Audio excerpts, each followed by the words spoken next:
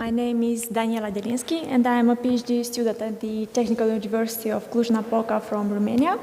And today I will present you the article with the title Orchestrator Architecture and Communication Methodology for Flexible Event-Driven Message-Based Communication. And we have 4 authors, namely Rudolf Erdei, Daniela Delinschi, Emil Pasca, and Oliviu Matei. And this paper is based on our work on the BIACO project, which is a Horizon 2020 program. Yes, so here is a short outline about what I will talk. I will talk about the BIACO project, a short description, the development of the BIACO platform, the functional and non-functional requirements, the architecture of the orchestrator, and finally the testing, validation, results, and conclusions.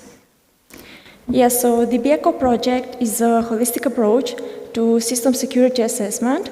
The main goal is to build trust in ecosystem and ecosystem components. And at the high level, BIACO is composed of 2 types of assessment, depending on the situations.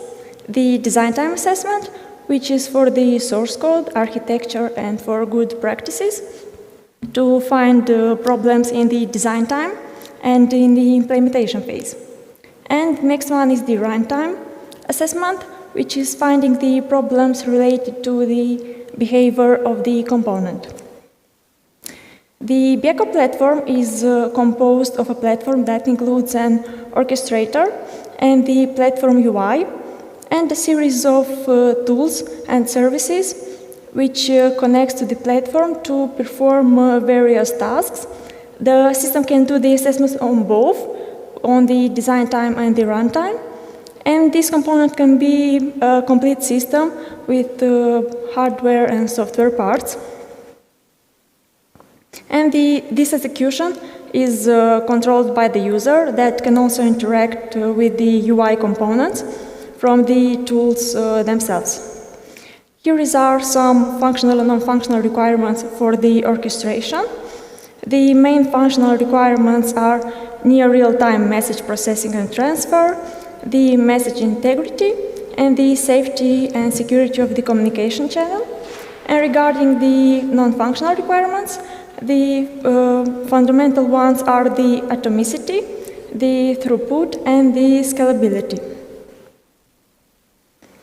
Yes, so now I'll talk about the services layer, which are the tools themselves. Regarding the life cycle of a service, in this figure is depicted the finished state machine for it. In the online state, the services receive regular heartbeats with a frequency of 30 seconds and is waiting for a job. In our case, a job is a unit of work or unit of execution, which can be a single process or a series of steps. The next one is the configuring state. In this, the service is doing its setup phase in order to gather the required input for executions. And after that, after the configuring is done, the orchestrator can send the start message to all the services used in the current step at once. And in the running state, the service can perform its tasks as normal, either sending back data and events, or sending the results after finishing the finish status. And here I will talk about these interactions between tools and methodologies. Between them, we have this communication bus architecture. The main feature of this architecture are the safety and security of the communication channel, the resilience to outside threats, and the opt-in explicit message structure, which is managed by the register module. And now I'm going to talk about the orchestrator. This architecture of the orchestrator is divided in 3-tier execution. First is the quick response. This is managed by the corresponding module and is executed with the highest possibility priority. Messages here can be errors, exceptions, and the system replies by shutting down the system or other mitigations actions. The next one is the methodology execution, which is managed by the router module, and it performs actions based on the type of messages that is incoming. This execution involves changing the current steps, orchestrating the start and stop of services, and starting and stopping of the job or other operations. And the third one is the extensible reactions module.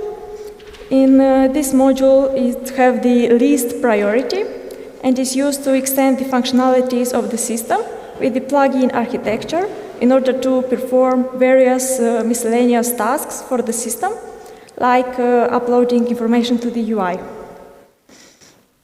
The presented communication methodology and orchestrator architecture were tested in a laboratory environment that include 10 microservices, and the interaction involved a 5-step methodology with 1 to 5 services running in parallel in each step. And the validating the proposed system was done with using more complex services with variable access modes, like ranging from local network to TCP-based internet access, and more complex behavior and services with large amount of data.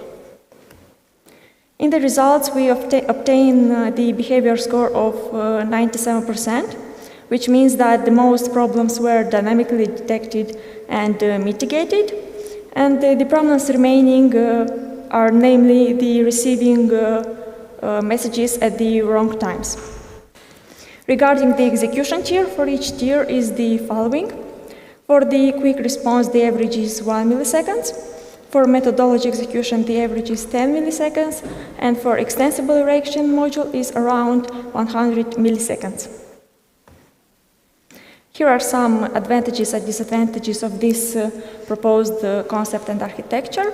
Like the advantages, the light orchestrator and UI architecture, delegating responsibility to services, and the possibility to use third-party synchronous services.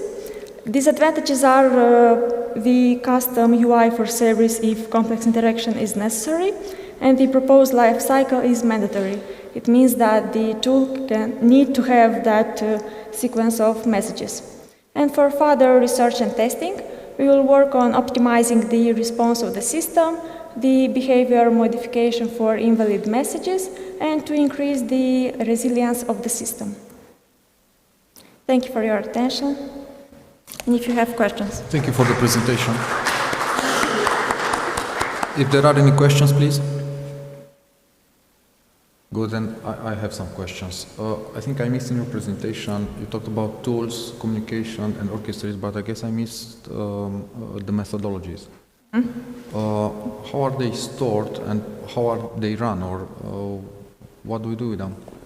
Yes, so these methodologies are defined either by the user, so the user can choose what the tool chain will be, what tools or services will use, or we have also the standard methodology that the user can use, and these ones are stored in JSON format. So for each job we can have different methodologies. Thank you. Thank you. Okay, thank you very much.